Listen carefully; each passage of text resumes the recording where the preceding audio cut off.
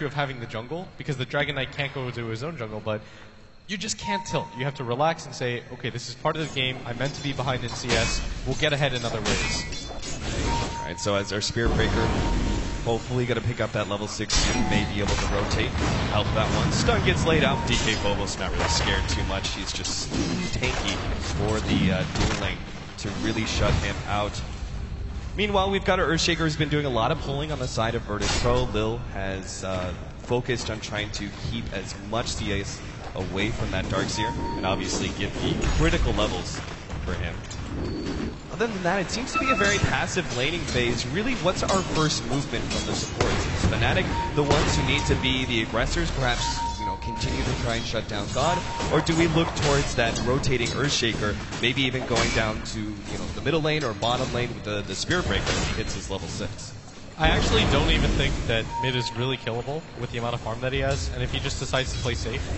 The Earthshaker combination, I guess, is strong. He's got level 2 Fissure, but Mushi's just camping there waiting for them to go on him. And it's not like G has full mana to do his combo, especially not with that second Breathe Fire. So they probably just have to kind of concede and say, okay, until the Spirit Breaker's willing to come in, we probably can't do anything. But this double damage might change things as DK Phobos sprints out of there with 58 HP, and they should be able to do some damage to this bottom tower, but he's still getting a lot of levels, considering the type of lane that he's against. He's almost level 6, compared to Ohio, who's only level 4. She's going to rotate to this top tower, take this tower really quickly, and I like this rotation. Yeah, they're hoping to be able to catch the Darkseer at the same time. Lil coming out, going for the Fissure block, which he does land. It's just a bit too close to the tier 2. So Virtus Pro very much committing now to take the tier 1 at the off lane. But this is seriously going to be a great trade-off for Fnatic. They're pushing in their own bottom lane. They're also taking down middle. In fact, you can see Mushi right now is using his illusions to be able to pull the creeps just to give that extra right-click time for catching Imba and the creeps on that tier 1 middle tower. Yeah, and I don't even know if this is a really good trade for VP because G, who's already far behind, yeah, you get that tower at top, but you're giving up so much leeway to the Shadow Queen, who nearly doubles you in CS. If he was able to take that tower by himself solo, that would just be further efforts wasted, and Kuchikemba's doing a really good job. He has already done the stack, so there's not much more that they can go for. Or he's actually got one more stack to go for. He's about to hit his level 7, and I anticipate him just kind of rotating there because it's too unsafe to continue to push this mid lane. So the tier 1 tower does get denied by G, but it's still a loss of map control for Virtus Pro. Same goes with that tier 1 offlane tower being brought down to around half HP. KYXY here, he's been free farming for quite some time. What really should his item build be for this game? Are we looking towards perhaps a somewhat early Midas, or do you go for the Blade Mail Blink Dagger build this game just to try and get it really aggressive on the Gyrocopter at all times? I don't know if Blade Mail Blink Dagger is the build this game. If I'm looking at VP's lineup, there's not a whole lot of heroes that I want to really use the Blade Mail on. There's no damage that VP can't just not throw out. Especially since the Gyrocopter is eventually going to go S and Y into BKB. I think the Wraith King has to keep up with him and farm, and I think it's the wrong idea to go for the Blade Mail. The Blink Dagger, though, I really agree with, because if you're Fnatic, what I think will happen is Kuchikemba will go for the mech, your Wraith King gets a Blink Dagger, and then you can essentially just run at people. And he's actually got a Gloves of Haste, so this might mean that he's going to go for the Hand of Midas instead. The possibility of a Maelstrom is there. That used to be a frequent build for Wraith Kings as well, but much more popular build would of course be that Hand of Midas, just because levels are so important on a Wraith King, right? The faster you get that level 2 or level 3 ultimate, the more viable you are as a carry.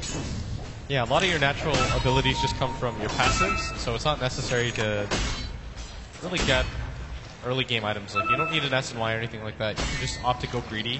Because like you said, you just need the levels. Once you're level 16, you're pretty much a free Aegis every single time. So that's what you're shooting for as fast as possible. But right now, Virtus Pro, it looks like they are going to smoke up, trying to take a tower down with this. And it doesn't really matter if they kill anybody. This is one of those smokings that is meant to just catch you by surprise.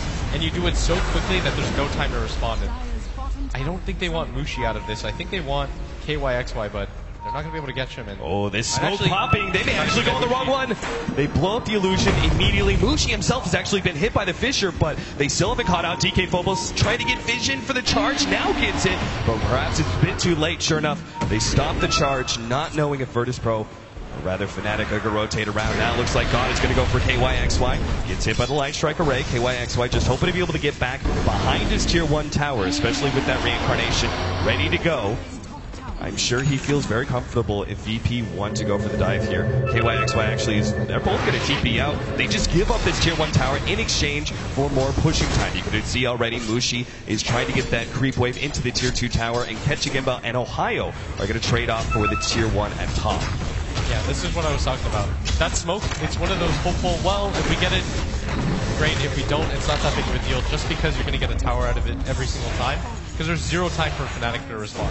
If they want to respond, they instantly have to make the gesture, okay, everybody has to TP right around now, but they smartly decide to go for the trade, and I'm a big fan of that. But at the same time, VP is getting some map control out of getting all of these towers. And the more they're going to beat on this Tier 2, and Dragon Form's going to go down, but this is still free damage, and it allows them to go for things like the Roshan earlier, and the mid tower, and it just creates pressure in the jungle at the same time. Yeah, they very clearly could not afford to just give up that Tier 2. Dragonite just too good of a pusher. That being said, a VP grouping up like this, I'm looking at this Dragonite who's currently level 7 compared to Ketchigimba, who is level 9 right now. A huge experience difference between these two mid. But that's just, as you said, kind of early on in the laning phase, what is expected for a Dragonite at this point, right? They have to get those levels through winning team fights at this point. Yeah, the problem with the Dragonite right now is that he can't just rotate to the jungle and do his own thing. It's incredibly slow because he has to clear one stack at a time. Right. The mana usage of Breathe Fire isn't nearly as efficient as Shadow Rage. So what you're probably going to have to do if you're the Dragonite is just 5-man with your team. The problem is that a Shadow Fiend insta-clears a creep wave with 2 raises, meaning that he can apply pressure to a tower pretty much by himself, and you're seeing that right now. And it means that the solo experience he's getting is making such a big difference. But at top, Ohio, he's done for. He's going to throw out a last Ion Shell. He knows he's dead. The moment that Fisher stopped his TP, he's done for. So throws out the Ion Shell 1-1 now, 11 minutes in between Fnatic and Virtus Pro. Let's talk a little bit more about item builds as we see Fnatic go for the 3-man smoke. Gyrocopter appears to be going. He's got the phase boots, Ring of Aquila. Doesn't actually offer the drums, it seems. Instead, maybe going for an early Sage and eventually into the SNY. I kind of like this early stats build, especially with movement base when you're dealing with a melee core on the enemy team. yeah, it's just one of those things where you want to be able to kite for as long as possible, and the SNY allows you to just have free stats, be able to pretty much kite KYXY nonstop, but it does look like VP wants to get into this fight, and everyone's TPing down, but Lil might just get caught out. Lil, totally done for the rest of Virtus Pro, still going to try and force this fight. KYXY is the first target, but of course, he's got that reincarnation. In fact, they even have the Song of Siren if they feel like this fight is not going to go their way. So Fnatic start backing up Mushi, pops the Song of Siren, and they're just going to play it very, very safe here. Mushi TP's out. KYXY, I'm sure, has enough distance to be able to get away. And Fnatic, I think they just have the right idea through and through. Avoid team fights as much as possible. Try and split push, take towers where you can, and draw this game out. You do not want to be going into team fights against a Dragonite and a Gyrocopter this early on into the game. Yeah, something I am a little bit concerned about, though, is that the Shadow Fiend decided to go for this SNY. I believe he's not going for a mech or anything like that, so he's going to be pretty squishy in these fights, and that's something VP can take advantage of. They have a ton of stuns. The Rocket Barrage is still going to rip right through you, whether or not you have that SNY, and this Roche fight is going to be so crucial. They don't have the sleep or the Ring King ulti. They've got two ultimates down on the side of Fnatic, but the element of surprise is there for Fnatic. They're going to be able to try and jump FG. He gets off the shell, great catching him up. Bounce over that Fisher, back and forth. The big Echo Slam comes out, but it's still not enough. God, as well as Illidan dropping lower and lower. Looks like they're going to be able to get God on the start. Now double Ion Shelling, but they just want to get out of here. Illidan is too strong. Mushi trying to sack himself over into Roshan. No, he's actually got a health potion. Interrupted by the Fisher. Now Mushi very much dead. DK Phobos. No, rather FNG gets the kill. Lil, he's going to be able to go for the stun, but KYXY trying to finish him off, needs a little bit more HP. Nice armlet targeting. Will be able to get out of that one. VP back themselves up, only losing the Dragonite in exchange for 3 on the side of Fnatic. It seemed like Fnatic, despite the fact that they had sort of that element of surprise with the smoke and going into that Roshan pit, VP were still too strong, and I think it was all about that read of both Song of Siren and Reincarnation being on cooldown. The other problem is, once again, the Shadow Fiend decides to go for the Yasha first, so he has no HP. VP pretty much all in him, take him down instantly in that fight, and without those 2 crucial ultimates, they can't really take that fight, because KYXY doesn't want to be the first one in, because he realizes he can't really afford to waste his life. He's 2-0-0, he's the highest net worth on his team after the Shadow Fiend, and it's not worth it for him just to die like that. At the same token, you don't have the Song of the Siren, so there's no real way to safely contest this without vision in. It looks like they're just going to walk right in, but again, they don't have either of these abilities, and they're going to have to be fast about it because Will is going to get the stun. Goes in, he just called out, is coming in. Spearbreaker bounces back, catching Imba. Perfect timing. He's going to pop the ultimate though, and DK Bubbles gets eliminated by those two. KYXY on the front lines trying to toggle as best as possible surge, but not good enough. The SF goes down as well, and now Virtus Pro just looking for cleanup. Johnny's on his way out. The rest of the team trying to cover each other, make sure that they don't lose anything else, but that's still 2 Roshan fights down the drain after what seemed to be a very coherent battle plan from Fnatic. Avoid team fights from VP as much as possible, split push, take towers, draw this game out. They willingly go into 2 different team fights around Roshan and lose both dramatically. Yeah, and that's twice now that the Shadow Fiend has died.